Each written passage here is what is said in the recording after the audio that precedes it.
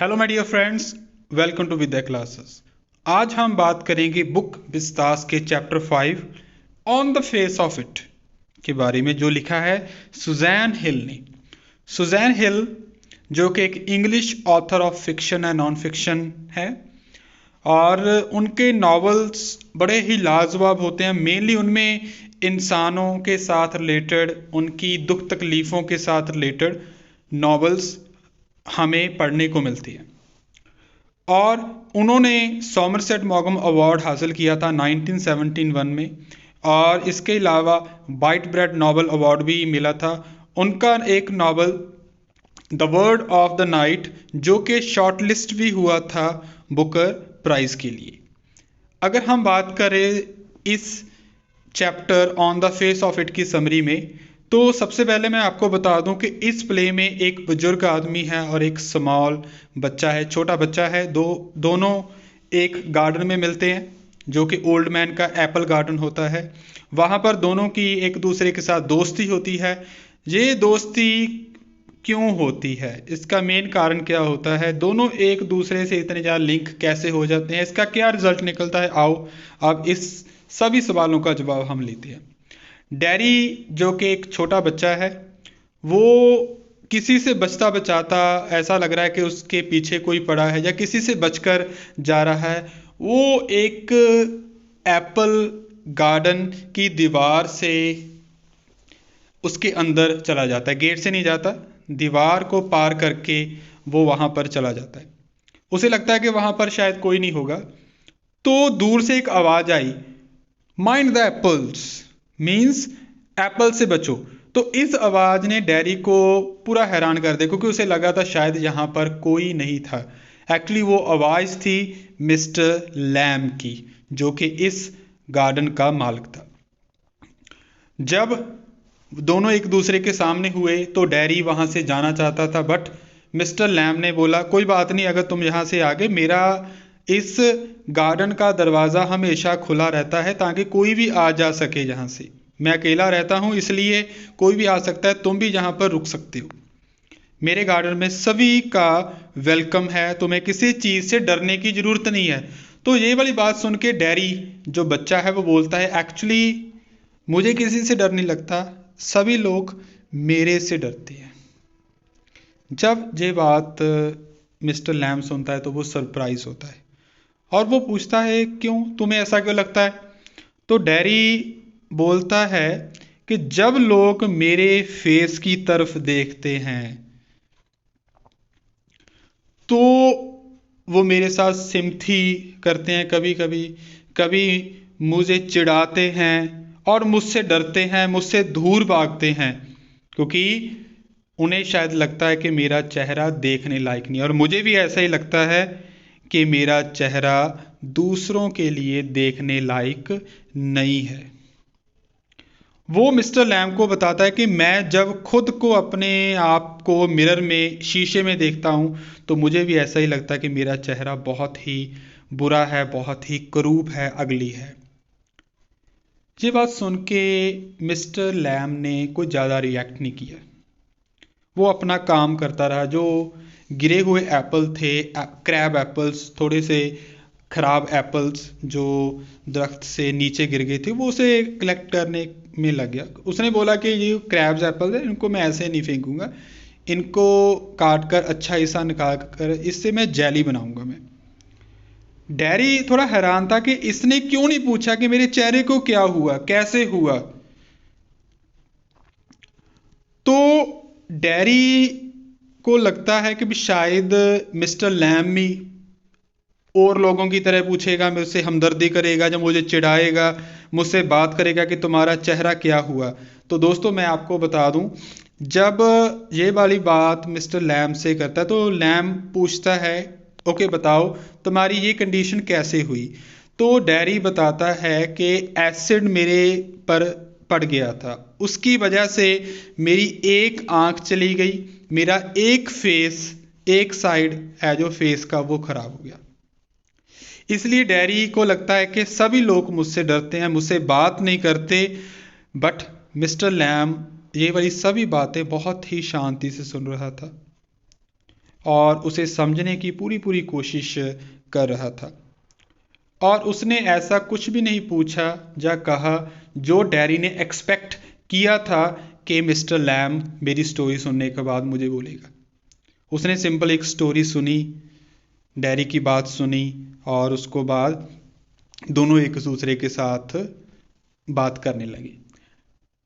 Mr Lam ने बोला, उस बुजुर्ग आदमी ने बोला कि तुम बहुत इंटरेस्टिंग क्रिएचर हो, क्योंकि इंसानों को भगवान ने कोई ना कोई खास क्वालिटी देकर ही भेजा है। तुम भी अपने आप में खास हो, तुम्हें बहुत ही शानदार परमात्मा ने बनाया है।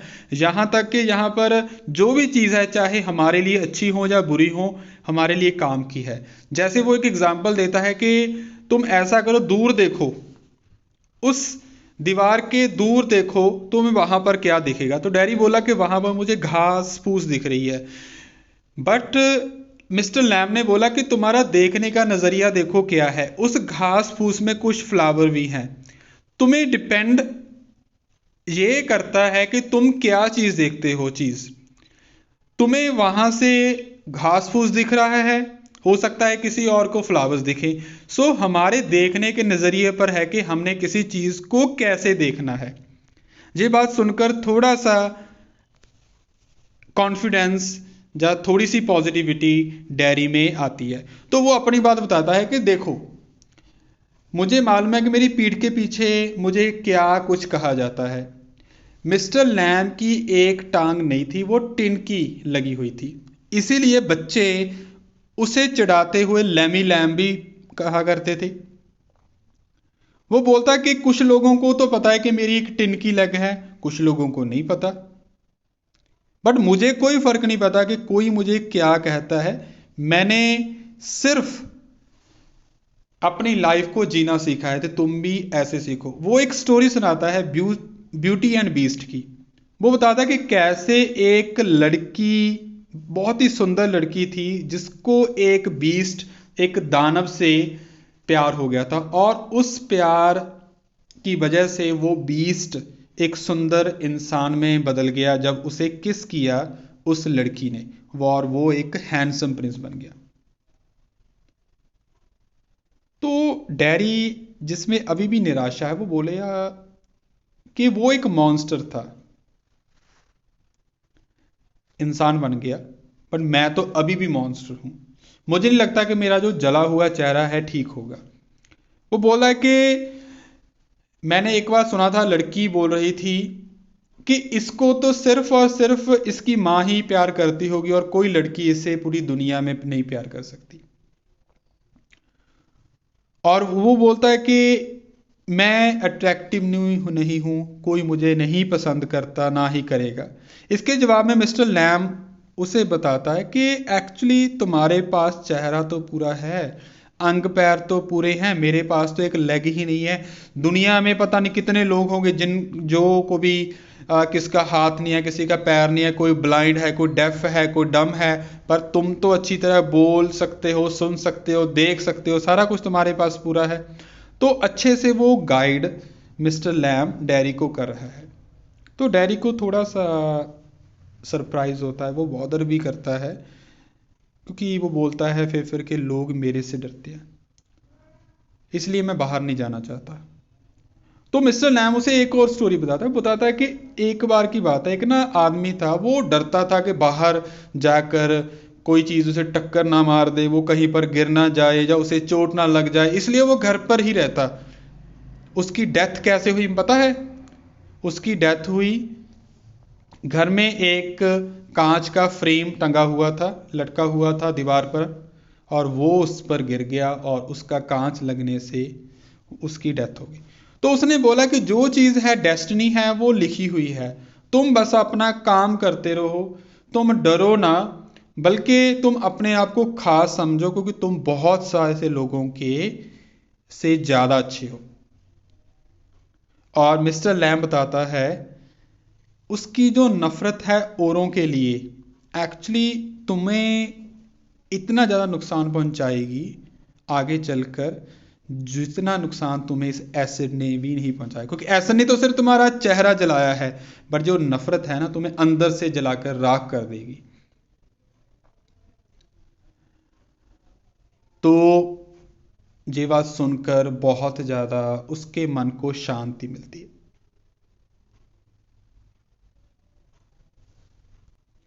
इसके बाद बात करते हुए जब डैरी पूरा पॉजिटिव हो जाता है, ऑप्टिमिस्टिक हो जाता है, आशावादी हो जाता है, तो उसको याद आती है कि मैंने घर में नहीं बता कर आया कि मैं कहाँ पर आया हूँ, मैं इसलिए मुझे अब घर जाना है, बट मैं तुम्हारे पास ज़रूर आऊँगा, मैं वापस ज़रूर आऊँगा, तुमसे बात करने आऊँगा।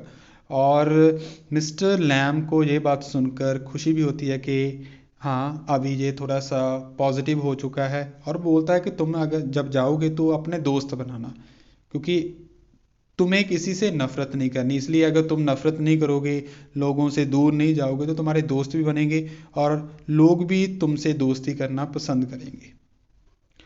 और डैरी बोलता है कि जो क्रैब एप्पल्स हैं मैं वो कलेक्ट करने की कोशिश करूँगा, जो एप्पल्स लगे हुए हैं पेड़ पर जो तोड़ने हैं वो भी मैं आकर तुम्हारी हेल्प करूँगा। तो मिस्टर लैम बोलता है कि तुम काम करवा ही जाओ मेरे साथ। तो डैरी बोलता है नहीं, बहुत टाइम हो गया, मैं बिल्कुल वापस आऊँगा। तो मिस्टर लैम बोलता है कि जो इंसान एक बार जाता है वापस नहीं आता, बट डैरी बोलता है कि नहीं, मैं ज़रूर आऊँगा, मैं ज़रूर आऊँगा मैं। उसके बाद जब डैरी अपने घर पहुंचता है, अब सीन चेंज हो रहा है। डैरी अपने घर पहुंचता अपनी माँ को सब कुछ बताता है कि मैं मिस्टर लैम से मिला था, और उसकी माँ ने पहले ही मिस्टर लैम के बारे में सुना था, क्योंकि मिस्टर लैम का घर एक ऐसा घर था जो हमेशा खुला रहता था और वो अकेला रहता था। घर में बहुत सी बुक्स हैं। हमें बताया गया स्टोरी में कि मिस्टर लैम अपना जो समय है वो कैसे स्पेंड करते थे, या तो वो एप्पल पिकिंग में अपना टाइम स्पेंड करता था, बाकी बचे समय वो बुक्स रीड करने की कोशिश करता था, बुक रीड करके अपना टाइम स्पेंड करता था। और डैरी की माँ ने तो पहले ही मिस्टर लैम के बारे में सुना था, और जब डैरी की बात माँ ने सुनी तो उसने बोला कि तुम्हें कहीं पर नहीं जाना, क्योंकि तुम्हें घर पर ही रहना। एक्चुअली माँ माँ होती है, वो पजेसिव है, उसे डर है कि कोई इसे कुछ कह ना दे, इसका दिल ना दुख जाए, इसलिए वो समाज से, इस क्रूअल जो इतना बुरा समाज है उससे दूर रखने की कोशिश कर रही है। उसकी मदर उसे मना कर देती, तो डैरी थोड़ा सा गुस्सा भी करता है, उसे थोड़ा सा ऊंची ऊंची आवाज़ में भी बात करता है, और मैं बोलता है कि मैं तो वहाँ पर जाऊँगा जाऊँगा, तो भाग जाता है वो घर से और कह रहा है कि मैं वापस नहीं आऊँगा, मिस्टर लैम के गार्डन में ही जाऊंगा मैं। और जब वो वहाँ पर पहुँचता है तो वो देखकर हैरान हो जाता है। क्या होता है वहाँ पर? मिस्टर लैम वहाँ पर गिरा पड़ा होता है। वो एक लैडर, एक सीढ़ी जिस पर उसने चढ़ना था वो भी गिरी हुई पड़ी थी। उसे मालूम पड़ गया कि जब ये एप्पल को पिक करने के लिए ऊपर चढ़ा होगा तो डेफिनेटली ये गिर गया होगा। उसके बाद उसकी डेथ हो जाती है। सो ये थी दोस्तों स्टोरी। इस स्टोरी में हमें क्या सीख मिलती है? हमें सीख मिलती है कि हमें हमेशा आशावादी रहना चाहिए।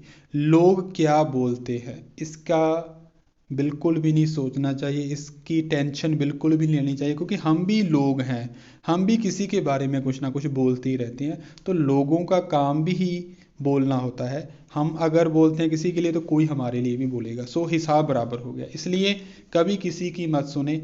हम बहुतों से अच्छे हैं, बहुतों से बुरे हैं, हमें इसी चीज़ के साथ आगे बढ़ना चाहिए। सो इसका थीम भी यही है। यही थीम हमें बताता है, इस स्टोरी का थीम, कि इंसान सोसाइटी में जब रहता है तो बहुत सी इनसिक्योरिटी उसे फेस करनी पड़ती हैं, और सोसाइटी में बहुत से कंस्ट्रेंट को, बहुत से बंधन होते हैं जो उन्हें निभाने पड़ते हैं, जैसे कि डैरी अपनी मदर के कहने में रहता है।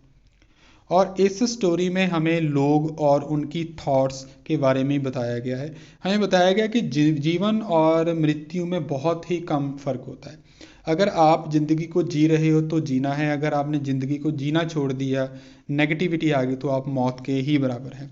और तीसरा हमें बताया गया कि अगर हमें इंसानियत के नाते इंसान बनना है तो हमें दूसरों के जो दुख तकलीफ़ है उनको शेयर करना पड़ेगा। कभी किसी को इरिटेट नहीं करना, जेलसी फील नहीं करी, किसी की कमियां उसे बार बार नहीं दिखानी, उनको ठीक करने की कोशिश करनी है, और समाज में प्यार मोहब्बत बनाई रखना है हमें। और हमें बताया कि अगर आप चाहते हो कि सभी आपको प्यार करें तो सबसे पहले स्टार्ट आपको आपसे ही करना पड़ेगा। पहले खुद को प्यार करें, फिर दूसरों को प्यार करें। दूसरों को प्यार करें अगर आप चाहते हैं कि दूसरा आपको भी प्यार करे। सबसे पहले शीशे में देखें, अपने आप को देखें कि मैं कौन हूँ, और खुश महसूस हो कि परमात्मा ने आपको इंसान का रूप दिया है। और उसके बाद आपने जो और इंसान धरती पर इंसानों को बनाया गया है, भगवान ने बनाया है, उनसे भी प्रेम रखें। ये थी हमारी स्टोरी। अगर मैं कैरेक्टर स्केच की बात करूँ तो डैरी, जो ऑलरेडी आपने डिस्कस किया है कि 14 साल का एक लड़का दिखाया गया है और इनएडिकेसी फील करता है कि मुझे परमात्मा ने अच्छा नहीं बनाया, जा वो दुखी है कि उसके चेहरे पर एसिड गिर गया, इसलिए वो सुंदर नहीं दिखता, लोग उससे डरते हैं, वो खुद भी लोगों से नफरत करता है, उनसे बात नहीं करना चाहता, क्योंकि उसे लगता है कि सभी लोग उसकी एक आंख जो नहीं है, या उसके चेहरे पर जो जलने के निशान है, उसे देखकर डर जाते हैं, उससे दूर भाग जाते हैं, और यही चीज़ डैरी को अच्छी नहीं लगती। बट हाँ, हमें ये भी बताया गया है कि वो अकेला रहना पसंद अभी करता है, क्योंकि लोगों से दूर रहना चाहता है। जब बट मिस्टर लैम उसे मिल जाता है तो उसे नई ज़िंदगी मिल जाती है, उसे बहुत बड़ा बदलाव आता है, उसमें कॉन्फिडेंस आता है, और वो अभी ऑप्टिमिस्टिक मीन्स पॉजिटिव अप्रोच का मालिक बन चुका है। उसके बाद मिस्टर लैम, जो कि कहानी में silver lining in dark clouds है, जैसे कि जब घने बादल हों, उसमें थोड़ी सी किरण, थोड़ी सी रोशनी दिख जाए तो मन को शांति मिलती है, वैसे ही मिस्टर लैम स्टोरी में है, जो कि silver lining in dark clouds है। एक बुजुर्ग आदमी दिखाया गया जिसकी एक लात नहीं है, और यंगस्टर्स जो बच्चे हैं उसे लैमी लैम कह के पुकारते हैं, उन्हें टीज करते हैं। बट मिस्टर लैम जिंदगी का इसेंस सीख चुका है, वो एक चीयरफुल आउटलुक का पर्सन है, वो हमेशा हर सिचुएशन को एंजॉय करता है, उसे कोई फ़र्क नहीं पता बच्चे क्या बोलते हैं, बड़े क्या बोलते हैं, बट वो अपने आप को बुक्स रीड करके, जहाँ लोगों से बात करके, गार्डन में काम करके अपने आप को पूरा खुश महसूस करता था। और डैरी के चेहरे पर जो निशान था, मिस्टर लैम उसके बारे में बताता है कि ये निशान माना तुम्हारे पास है, पर तुमसे बुरे बहुत लोग हैं जिनके पास, किसी पास हाथ नहीं है, टांग नहीं है, पाँव नहीं है, कुछ भी नहीं है, बट फिर भी वो अपनी लाइफ इजीली एंजॉय करे, तुम भी एंजॉय करो। और उसे एग्जाम्पल देता है अच्छे से, उसको समझाता है जैसे एक अच्छा इंसान, जैसे हमारा गाइड, हमारे टीचर, हमें पेरेंट्स हमें समझाते हैं, डैडी को वैसे वो समझाने की कोशिश करता है। उसके बाद हम बात करें डैडी मदर, जैसे माँ माँ होती है, यूनिवर्सल है, हर माँ बच्चे के लिए पॉजेसिव होती है, वैसे ही ये है। डैडी की मदर भी हमें ज़्यादा चलो नहीं बताया गया, बट हाँ जितनी बात हमें हुई, हमें पता चलता है कि वो अपने बेटे के लिए बहुत ही ज़्यादा प्रोटेक्टिव है। वो चाहती है कि उसका बेटा घर पर रहे, क्योंकि अगर घर से बाहर जाएगा तो बहुत से सवाल होंगे, तुम्हारे चेहरे को क्या हुआ, कोई सिम्पथी करेगा, कोई बुरा बोलेगा, कोई उसे टीज करेगा बच्चे, इसीलिए इस चीज़ से बचाने के लिए वो अपने बेटे को अपने घर पर ही रखना चाहता है, और अपने बेटे को बहुत ही ज़्यादा प्यार वो करती है। जब डैरी उससे थोड़ा सा ऊंची आवाज़ में बात करता है कि मैं मिस्टर लैम से मिलने जाऊंगा, तो उसे फील भी होता है। बट हाँ, माँ का वो रोल बढ़िया अदा कर रही है, और वो अपने बच्चे को समझती है, बट हाँ वो समाज को भी समझती है, जो कि किसी की नहीं मानता, ऐसा क्रूअल समाज जो दूसरों को और नीचा दिखाने की कोशिश करता है, इसीलिए माँ नहीं चाहती कि डैरी बाहर जाए। ये था हमारा मेन स्टोरी। मुझे लगता है कि आपको अच्छे से समझ आ गई।